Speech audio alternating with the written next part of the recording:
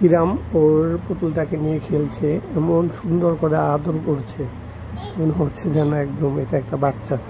খুব সুন্দর করে মাথায় হাত বুলিয়ে দিল, এরপরে আবার এই যেরকম উপরে কাঁথা দিয়ে দেয়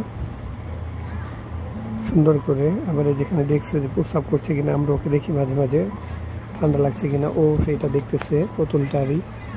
সুন্দর করে পুতুলটার সাথে এমন করে খেলবে, খুব আদর করে পুতুলটাকে, যত্ন করে, খাওয়িয়ে দেয়, মুছিয়ে দেয়, এরকম ঘুম পাড়ায়, খুব চমৎকার করে পুতুলটাকে আদর যত্ন করে। ইদানিং এটাও একা একাই শিখেছে, আমরা শিখাইনি। এভাবে বোঝে যে পুতুলকে আদর যত্ন করতে হয়, সেটা আল্লাহ ভালো জানে। যেমন সুন্দর করে শুয়ে দিবে, কাঁথা আবার গুজেও দেয় কাদের দিক দিয়ে। পুতুলকে কাঁথা দিতে দিতে একদম পুতুলের গায়ের উপরে পড়ে শুয়ে বসে তারপরে কাঁথা দেয়। সত্যি সত্যি এটা কোনো মানুষের বাচ্চা হলে সে এই চাপে মরে যেত। এই যে একদম গায়ের উপরে উঠে বসে এটাকে কাঁথা পরিয়ে দিচ্ছে, এমন সুন্দর করে হাত বুলাই দিতেছে।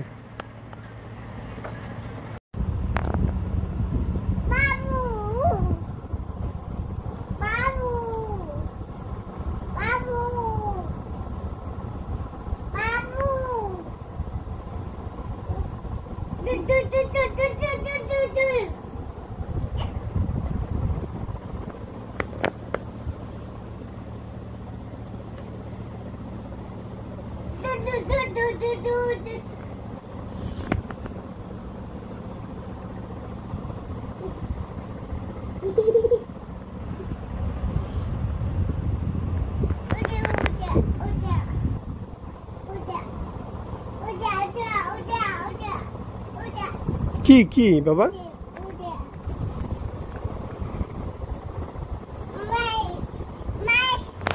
এই যে এখানে মাঝখানে একটা ম্যাট ছিল, ম্যাটটা এনে দিতে বললো। এই ম্যাটে ইরাম রাতে মাঝে মাঝে প্রস্রাব করে, যাতে না করে বিছানাতে, জন্য ম্যাটটা বিছিয়ে দেওয়া হয় রাতে।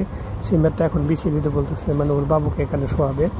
যে ইরামের আম্মু ম্যাটটা বিছিয়ে দেওয়ার জন্য এখানে কিছু বিছানার মধ্যে ছোটো ছোটো কাঁথা ছিল, ইরামের এগুলো সরাচ্ছে, কিন্তু ইরাম সরাতে দিবে না। ওর কথা হচ্ছে এগুলোর উপর দিয়ে বিছিয়ে দাও। যে ইরামের আম্মু সরিয়ে দেয় আর এরাম নিয়ে আসে। আমি বললাম যে এগুলোর উপর দিয়েই মেলে দেন। এখন এমন একটা অবস্থা, আর আম্মুর সাথে পারলে ঝগড়া করে। এই যে সেই কাঁথাগুলো এনে আবার কিভাবে একটা মোশন, রাগের মোশন এনে রাখলো, দেখে আমার কাছে বেশ অবাকই লাগে। যেগুলো এনে রাখলো, এখন বাবুটাকে নিয়ে আসবে, এনে এখানে শোয়াবে বিছানার মধ্যে। এই যে কাঁথাগুলো সরিয়ে দিচ্ছে খুব সুন্দর করে।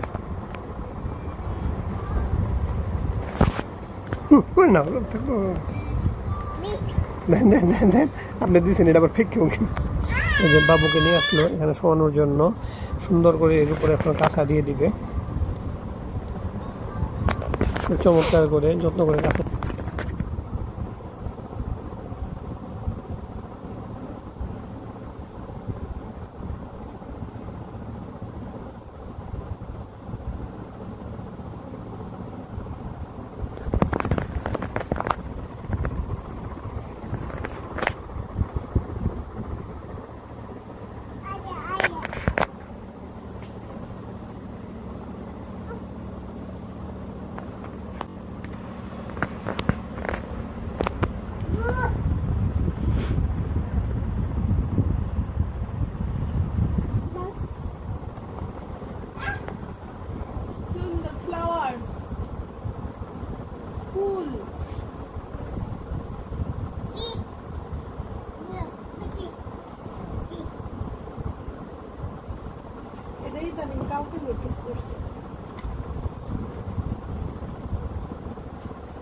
ম্যাটের মধ্যে যেগুলো ফুল, এটা ইরাম এখন যে কোনো করতে পারে। এরাম রাম্মু এই যে বলতেছিল, এরাম বলতেছিল কি কি, এরাম রাম্মু বলে দিচ্ছিল যে এগুলো ফুল।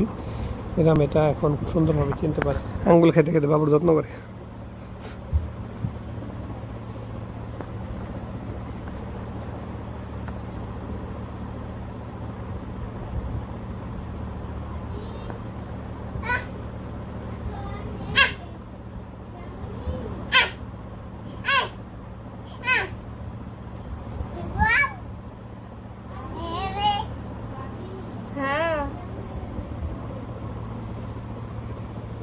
এমনি বাবুরে ঘুম পাড়ি মানছে।